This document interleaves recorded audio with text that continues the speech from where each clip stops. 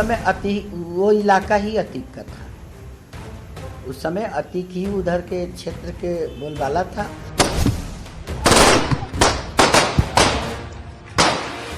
उस दिन से मुझे आज तक बहुत ज़्यादा टॉर्चर किया जा रहा है। मेरा अपहरण करने की कोशिश की गई। जान बचा के इधर उधर कहीं बचा के मैं छिपा के रह रहा हूँ। गैंगस्टर का मुकदमा उनके खिलाफ लिखा और गैंगस्टर में जांच की तो उनकी अब तमाम अवैध संपत्तियां निकल के आई। ये इनको 5 बार जेलों में स्थानांतरण कराया क्योंकि जिस जेल में इनको बंद किया जाता था वहीं से आपराधिक गतिविधियों का संचालन ये करने लगते थे।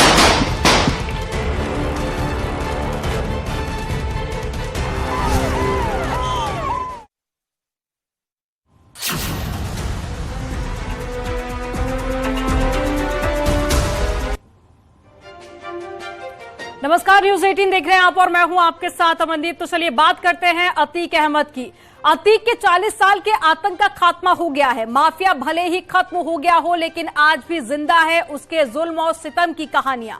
वो कहानियां जो कि अतीक और उसके गुर्गों के आतंक से पैदा हुई और वो मंजर जो पीड़ितों ने अपनी आंखों से देखे, झेले और जिए। लेकिन माफिया के अंत के बाद अब उन पीड़ितों की राय क्या है इन पीड़ितों की कहानी। सबसे पहले महाराजगंज की पुष्पा की जुबानी आपको कहानी सुनाते हैं।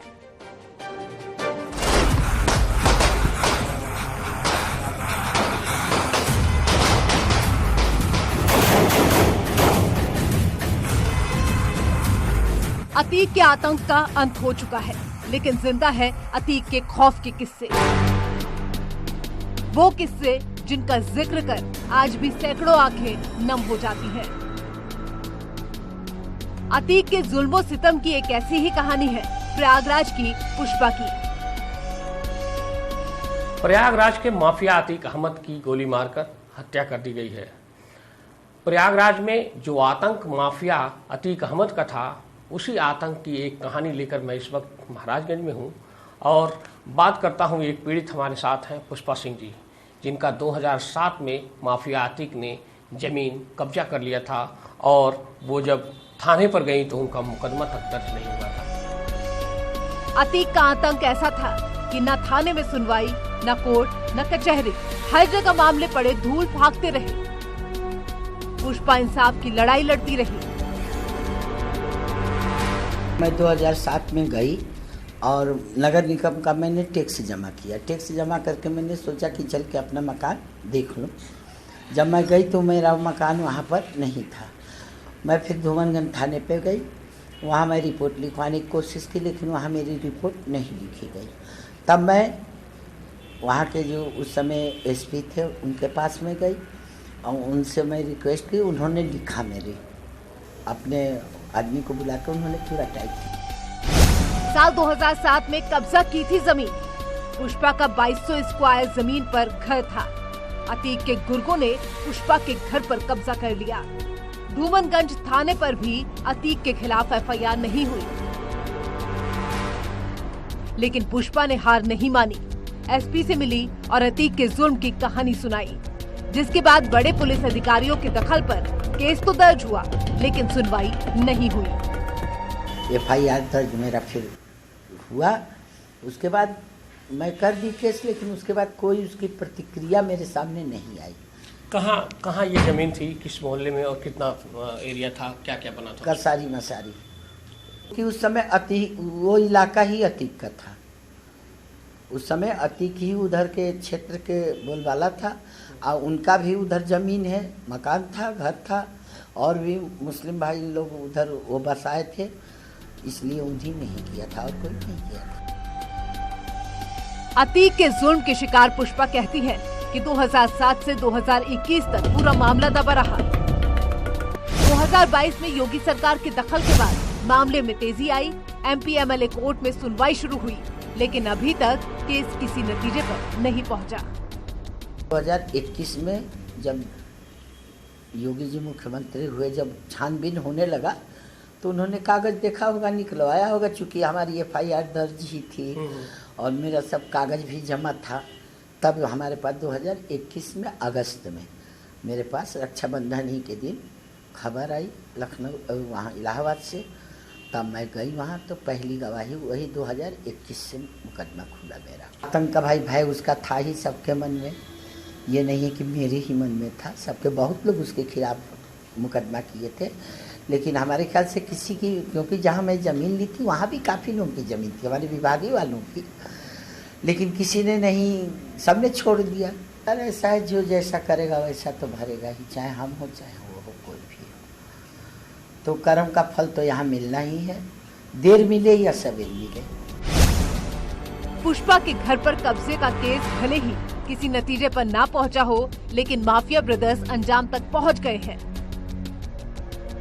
पुष्पा इस बात से बेहद खुश है कि भगवान के घर देर है अंधेर नहीं। उन्हें उम्मीद है कि अब उनका घर मिल जाएगा, हालांकि उम्मीद ही है, क्योंकि अतीक का अंत हुआ है, मामला कोर्ट में अब भी पेंडिंग है। Bureau report, news 18।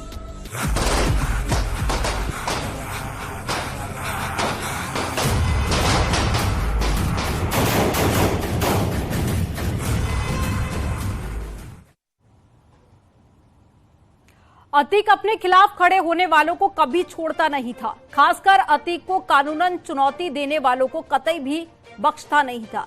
जैसे राजूपाल ने अतीक की कानूनन मुश्किलें पैदा की थी, ठीक उसी तरह साबिर नाम के एक प्रॉपर्टी डीलर भी आतंक के शिकार में काफी ज्यादा परेशान हुए थे और माफिया के गुर्गे कई बार उसके घर पर धमकी देने भी पहुंचे, लेकिन साबिर को माफिया नुकसान पहुंचा पाता उससे पहले ही उसका खात्मा हो गया। एक रिपोर्ट आपको दिखाते हैं।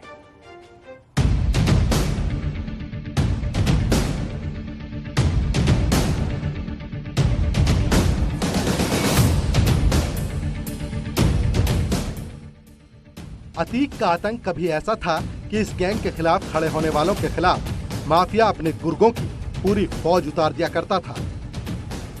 ऐसे ही एक जुल्म के सताए हैं प्रयागराज के प्रॉपर्टी डीलर साबिर। 14 अप्रैल 2019, करीब 4 साल पहले का वक्त, जब अतीक के गुर्गे कई गाड़ियों से प्रॉपर्टी डीलर साबिर के घर पहुंचे और साबिर के घर पर हमला किया। ये उसी दौरान की तस्वीरें हैं। पहले तस्वीरें देखिए, फिर पीड़ित की जुबानी पूरी कहानी सुनिए। ये हमको 2019 से बहुत ज़्यादा प्रताड़ित किया जा रहा है। मैं किसी एक मुकदमे में पैरवी कर रहा था, उसमें अतीक अहमद और उसका भाई मुलजिम है। उस दिन से मुझे आज तक बहुत ज़्यादा टॉर्चर किया जा रहा है। मेरा अपहरण करने की कोशिश की गई। आते करीब 7:30 बजे असलम मंत्री और असाद कालिया, ये लोग जो है मुझे गुजरात ले जाने की बात करते हैं, मुझे वहाँ से धमकाते हैं, डराते हैं। जब मैं जाने से मना करता हूँ तो मेरे साथ कुछ टॉर्चर भी किया गया था मुझे। दरअसल उन दिनों कोर्ट में अलकमा सुरजीत मर्डर केस की पैरवी चल रही थी। इस केस की पैरवी साबिर के परिवार वाले कर रहे थे, लेकिन अतीक गैंग नहीं चाहता था कि कोई उनके खिलाफ पैरवी करे, केस लड़े। बस यही बात थी कि अतीक का बेटा अली अहमद, गुर्गा असाद कालिया और दूसरे शूटर्स साबिर के घर पहुंचकर तोड़फोड़ करते हैं, फायरिंग करते हैं। 12 लोग हैं जो शुरू से मुझे टारगेट करते चले आ रहे हैं, और जो कुछ लोग ऐसे हैं जो फोन पे बात कर रहे हैं, वो सब लोग का नाम इसमें है। मुझे बहुत डर है और मुझे अपनी जान का खतरा है, क्योंकि कभी भी मेरी हत्या हो सकती है। क्योंकि जैसे अभी उमेश पाल जी की हत्या कर दी गई है, उनकी हत्या से 1 हफ्ता पहले मुझे उठाने की कोशिश की गई मेरे घर में घुस करके, क्योंकि मेरे साथ में कोई नहीं रहता, सिर्फ मेरी बीवी रहती है। उस दिन वो नहीं थी, नहीं तो शायद उस दिन भी मुझे ये उठा ले जाते। हल्ला मचाने से मैं बच गया, नहीं अगर मेरी वाइफ होती तो एक बार इनकी मैं वहाँ पे वीडियो रिकॉर्डिंग बना ही लेता। साबिर ने अब जाकर इस मामले में धूमनगंज थाने में तहरीर दी थी, लेकिन माफिया अतीक और अशरफ के कत्ल के बाद चंद आरोपी ही बचे हैं। हालांकि अब साबिर को डर नहीं लगता, क्योंकि अब अतीक और उसके आतंक का खात्मा हो चुका है। Bureau report, news 18।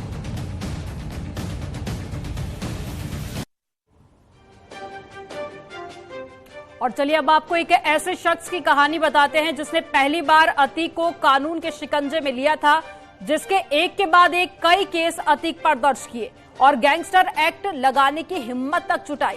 अतीक के खिलाफ जांच अधिकारी रहे नारायण सिंह से सुनिए उनकी क्या कहानी है। अतीक प्रयागराज वालों के लिए ही आतंक का प्राय नहीं था, बल्कि वहां नौकरी करने वाले अधिकारियों कर्मचारियों के लिए भी दहशत का कारण था। आलम यह था कि अतीक के खिलाफ बड़े बड़े अधिकारी भी हाथ डालने की हिम्मत नहीं करते थे। लेकिन अतीक के खात्मे के बाद तमाम वो अधिकारी सामने आ रहे हैं जिन्होंने अतीक के आतंक को रोकने की कोशिश की थी। हम उस शख्स के गांव में आए हैं जहां के रहने वाले नारायण सिंह परिहार हैं, और इन्होंने सबसे पहले अतीक के गुनाहों का जो चिट्ठा है वो सरकारी कागज पे लिखना शुरू किया। इस दौरान अतीक ने कई बार सब इंस्पेक्टर के तौर पर प्रयागराज बतौर पहुंचे, कई बार धमकियां दी, कई बार परिवार को भी लेकर के धमकियां दी, कई बार फर्जी केस फंसाने की भी धमकियां दी। अतीक बतौर सांसद आतंक का जो प्रयास था उस समय कहता था कि हमारे मुकदमे की जो कार्रवाई कर रहे हो, जो विवेचना कर रहे हो, उसको सही से करना, वरना सरकार बदलेगी, मुश्किल में पड़ जाओगे, बच्चे परेशान होंगे। झांसी के रहने वाले सब इंस्पेक्टर नारायण उन्हीं अधिकारियों में से एक है जिन्होंने नौकरी पर रहते हुए अतीक के अपराध को रोकने की हिम्मत जुटाई। रिटायर्ड सब इंस्पेक्टर नारायण के प्रयागराज की धरती पर कदम रखते ही अतीक के आतंक के साम्राज्य की जड़ों के हिलने का सिलसिला शुरू हुआ। तब नारायण सिंह प्रयागराज में थानेदार थे। सईद अहमद की जमीनों पर इन्होंने कब्जा किया था और उनको धमकाया था, जिसकी एफआईआर हुई थी। वो 2007 में हमको इन्वेस्टिगेशन प्राप्त हुआ। इन्वेस्टिगेशन में वादी के लगाए गए आरोप सही पाए गए। उसमें 1 करोड़ की जमीन का बैनामा जैन बंधुओं को कराया था इन्होंने। तो वो 1 करोड़ रुपया इन्होंने सांसद अतीक अहमद ने अपने बैंक खातों में भुगतान प्राप्त कर लिया। और उसके अलावा 800 बरगद की जमीन पर 28 दुकानें भी खड़ी कर दी गई। तो जब मुझे लगा कि इनके द्वारा गिरोह और विधि विरुद्ध क्रियाकलापों द्वारा संपत्ति अर्जित कर दी जा रही है और समाज में भय आतंक व्याप्त कर रखा है, तो ऐसे गैंग के विरुद्ध कठोर कार्रवाई की जानी चाहिए। अतीक के खिलाफ बतौर जांच अधिकारी नारायण सिंह ने तमाम केस दर्ज किए और उनकी जांच की। उच्च न्यायालय से इनकी जमानत एप्लीकेशन खारिज कराई और राजू पाल हत्याकांड में भी फर्दर इन्वेस्टिगेशन किया। उसमें भी अब्दुल कबीर, गुड्डू मुस्लिम आदि नफीस कालिया नए मुलजिम प्रकाश में आए थे। और अब्दुल कबीर हाल में ही 1 लाख का इनाम उस पर घोषित था, जो अभी सरेंडर किया है। क्योंकि जिस जेल में इनको बंद किया जाता था वहीं से आपराधिक गतिविधियों का संचालन करने लगते थे। तो इनको सर्वप्रथम नैनी जेल से बांदा जेल से मैनपुरी जेल से ललितपुर जेल। लेकिन तब प्रयागराज में अतीक की तूती बोलती थी। यही वजह रही कि जांच के दौरान नारायण सिंह को कई बार धमकियां मिली, जांच छोड़ने को बोला गया, लेकिन नारायण सिंह ने अपने कदम पीछे नहीं खींचे। राजनीतिक दबाव था अधिकारियों के ऊपर और अधिकारियों को ये लालच था कि भाई इनके मनमाफिक काम करते रहेंगे सांसद अतीक अहमद के विरुद्ध तो हमारी यहाँ पोस्टिंग बरकरार रहेगी, यही लालच था। और भी अब मैं तमाम तरह से अपने लाभ लेती हूँ तो वो अंडरस्टूड है। अतीक अशरफ और उसके गुर्गों के खिलाफ 6 मुकदमों की पैरवी करने वाले नारायण सिंह आज माफिया के खात्मे पर अचंभित नहीं है, बल्कि उनका मानना है कि बुरा काम करने वालों का देर सवेर यही अंजाम होता है। Bureau report, news 18।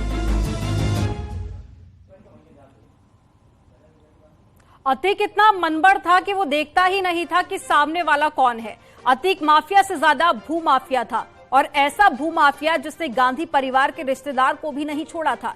ये कहानी 2007 की है, जब अतीक से अपने रिश्तेदार की जमीन बचाने के लिए सोनिया गांधी को पीएमओ से फोन करवाना पड़ा था। रिपोर्ट आपको दिखाते हैं।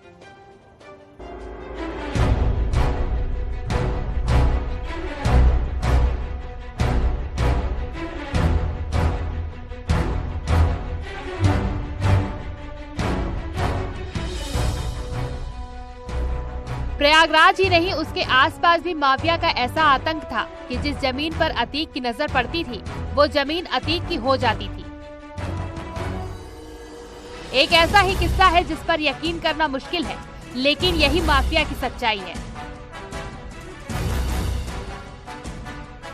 जब अतीक ने हड़पी गांधी परिवार के करीबी की जमीन। ये कहानी अतीक के दुर्दांतपन को दर्शाने के लिए काफी है। ये बताने के लिए काफी है कि उन दिनों अतीक का आतंक कैसे हुआ करता था।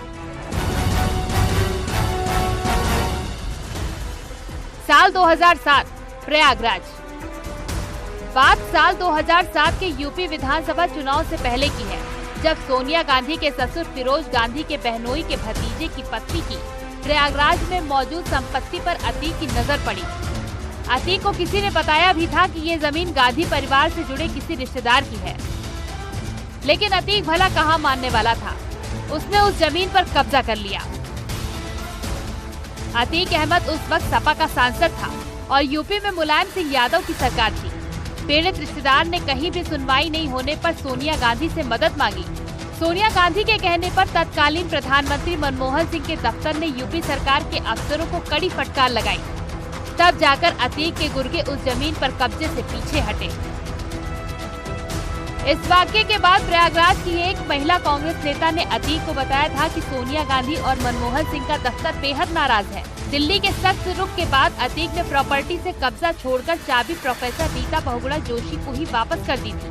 कांग्रेस के वरिष्ठ नेता संजय तिवारी बताते हैं कि इस घटना के बाद अतीक अहमद का सामना संसद में सोनिया गांधी से हो गया था, जिसके बाद अतीक अहमद ने हाथ जोड़कर सोनिया गांधी से कहा था कि उसने चाबी सौंप दी है। विधायक और सांसद रहते हुए अतीक इतना मनबड़ और महत्वाकांक्षी था कि वो तत्कालीन कांग्रेस अध्यक्ष और यूपीए की चेयरपर्सन रही सोनिया गांधी की रिश्तेदार की प्रॉपर्टी हड़पने से भी बाज नहीं आया था। जरा सोचिए उस वक्त आम जनता की भला क्या सुनवाई होती होगी। अतीक और उसका आतंक अब भले ही खत्म हो चुका है, लेकिन उससे जुड़े तमाम किस्से आज भी लोगों के जहन में खौफ भरने के लिए काफी है। यही वजह है कि अतीक के जुल्मों सितम के पीड़ित अतीक के बाद भी उसका नाम लेने से डरते हैं। Bureau report, news 18।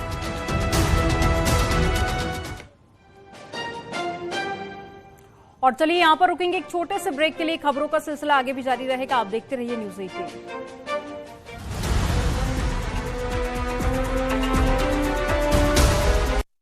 पेट सफा